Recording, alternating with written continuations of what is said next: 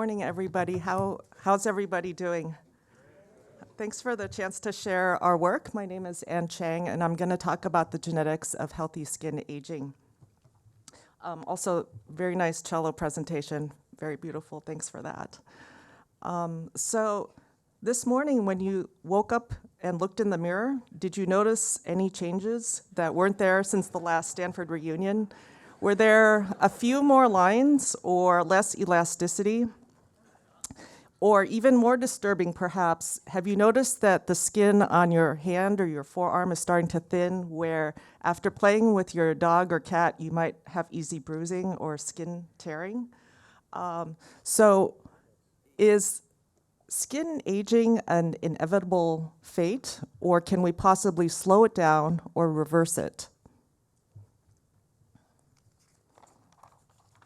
So this is the cover of this month's Vogue Philippines. And does this woman look like she's 106 years old to you? Okay. So to me, she looks like she could be 80-ish. So she looks decades, potentially decades younger than her chronological age. And she lives in the Philippines and works as a tattoo artist. And she passes her traditional methods and craft down to future generations. But let's be honest, the reason she's on the cover of Vogue isn't just that she has exceptional longevity, but it's because she is functional and looks healthy. And not only that, her skin is healthy enough that she can use it as the canvas for her tattoos. So this is somebody that we could say is aging slower than other people.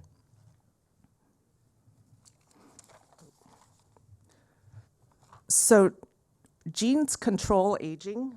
We know this from many decades of genetic studies. In genetic syndromes, there's at least 2 of them which confer premature aging, and at least 2 of them have accelerated skin aging as well as part of the phenotype. So the child on the left has progeria, which is a genetic condition that our first speaker alluded to. And basically, you can see from the photograph that there's wrinkling, skin thinning, and hair loss, even though this is a child.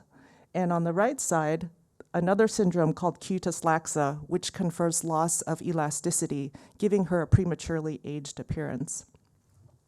So now, and also both of these genetic syndromes also associate with decreased lifespan. So here, the biological age is greater than the chronological age. What about the opposite situation? Can genes confer slower aging or increased lifespan? And our chance to answer this question came when Dr. Nir Barzilai from Albert Einstein, which the first speaker also spoke about, came to Stanford to give a talk about genes that he identified associating with increased lifespan. And using high-quality photographs of centenarians, many of whom appear decades younger than their chronological age, we were able to identify genes that associate with youthful skin. And the spoiler alert is that the skin aging genes are not the same genes as the genes that control lifespan. So one of the interesting findings from our study is that one of the genes that control slower skin aging has to do with the immune cells and is found on the surface of immune cells that reside in the skin. So this is just the tip of the iceberg, and we're trying to seek resources to extend our work further. Of course, all of us want to be centenarians with good skin. I don't think anybody wants to be a centenarian with bad skin. And so how can we use our studies and our findings to help everyone achieve these goals, or who wants to achieve these goals? And so this is photos taken from healthy volunteers of one of our studies done at Stanford. So these are local volunteers. And we were able to produce a skin aging score based on the features of skin aging from photographs in a stereotype part of the face. And I should say that skin aging scores also are somewhat race-based. So for a fair-skinned Northern European population, it would look a little bit different than, darker skin types. But we basically mapped the skin ages against a chronological age and added a best fit line. So that's what you see here. I don't know if this has a pointer. Does this have a pointer? Okay, sorry about that. No? Oh, there it is. Best fit line. So you can see the individual on top has no skin youthfulness. So this person's skin age is above the best fit line, and this person's skin age is below the best fit line. And one of the advantages of doing a prospective study is that we can correct for confounders like cumulative sun damage based on history, or smoking, or body mass index, or comorbidities. So it's really important to enroll healthy individuals in these aging studies. Otherwise, you get a lot of other factors that confound what you study. Okay, so based on this sort of study, how do we, is it possible to move a patient from above the best fit line to below the best fit line? And that's one of our goals in our research. So I just put this in here because this is one of the advantages of studying skin aging is that the rate of aging can differ within centimeters. Within an individual, you can have different rates of aging. So where the watch was covering the skin, you can see the genetic or intrinsic skin aging. And there is still aging in that the skin is thinner than a baby skin, and you can see the tendons, you can see the blood vessels. Where there isn't protection, you can see the full effect of skin aging, which includes what the first speaker spoke as exposome. So exposome is what you're exposed to in the environment during your lifetime, and that's thousands and thousands of factors. But for the skin, of course, it includes sun exposure, radiation, from medical treatments, taking aspirin, for instance. And this patient actually came to clinic to talk about the discoloration on the arms and the easy bruising. So you'll notice that there's a lot more wrinkles here than here, bruising and loss of elasticity, to the point where some patients even want to stop their life-saving medications, such as aspirin or other blood thinners, so that they don't have to suffer from this kind of highly visible problem on their skin. So let's see. Yeah, so we currently don't have a time machine, and so we as dermatologists actually I practice dermatology, and let's do a number of dermatologists in the audience. We do have a machine that can improve the appearance of skin, and it's called Broadband Light. And this device is a handheld machine that delivers light in small segments of skin. And what you see on top is, without broadband light, is the arm skin from an older individual without broadband light, and below it is the arm skin after the same person after broadband light. And so you can say that the skin appears improved, but we don't know if that actually means that the skin is more healthy.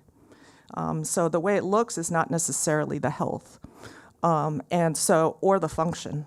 And so we tried to study this question by biopsying the skin before and after treatment, and we also compared it to younger skin and skin from other parts of the body. My colleagues and I, it's always a group effort, we identified a number of genes that were altered, that were altered after treatment, and that the middle columns are the basically the skin samples that were after treatment, and they more resembled the skin from younger individuals than the older individuals, the people that they were before the treatment. So the interesting thing is we found a large number of what we call rejuvenation genes. These are genes that have known aging function in the medical literature, not necessarily in the skin, but in other organs. And but it's interesting because the top gene here, for instance, this one with the red arrow, that one is encodes a protein that processes the lamin A gene, which is important in progeria, the problem that the child had that I showed you earlier. So this is a very exciting finding, suggesting that we could actually reverse skin aging in the areas that we intervened on. And this for us was big because in dermatology, we weren't sure if we were just making the skin look better or actually truly having deeper impact.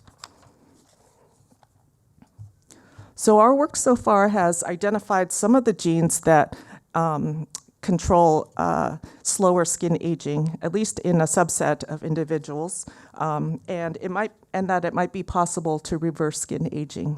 So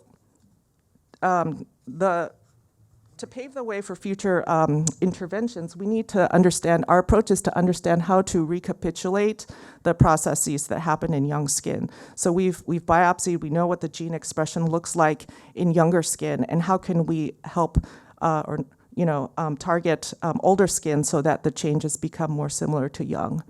And in the hourglass, there's a number of different processes that are important in aging across multiple organs, and we saw this with our first lecture. And many of these processes have not yet been studied in the skin. And so we have lots of opportunities in the future to extend on our prior work. So the other thing is that genetics is based on DNA, but DNA is too challenging to alter in a living human being. And so we do focus on more downstream of that, specifically proteins or RNA. And one of the processes that we are studying now and is proteostasis. So proteostasis is a combination of the word protein and homeostasis mashed together. And this is how our body maintains the normal cell state. One way that proteostasis is maintained is by recycling or cellular recycling. And this is how our body deals with old or damaged proteins. It actually is able to recycle those. My colleagues, including Carolyn Park, Michael Snyder, and Deb Cotto, who will be speaking later this morning, we are all working together so that we can study the effects of different drugs that can affect proteostasis. And there are a number of drugs currently that doctors, licensed doctors, as myself, use for various reasons to treat disease. And those have known functions that could affect proteostasis. So we hope that by doing all this, healthy and functional skin will be attainable by everybody. Finally, this is the last slide, but after this reunion, you might be tempted to go to the famous Stanford shopping center. And there, you will see that almost every major department store has countertops of cosmetics that you might want to buy to improve the surface appearance of your skin. So I'm gonna say that we can aim higher than that. We can spend our time and our resources to better maintain our skin health and our function. And one way that we can do this is just a few hundred yards away, there are countertops and there are lab benches. And so I just was struck by the similarity between the two. And so I think having exceptionally healthy skin would make longevity a goal that's worth achieving. And I will be at lunch, and then also I put my email here if anybody wants to reach out. Thank you.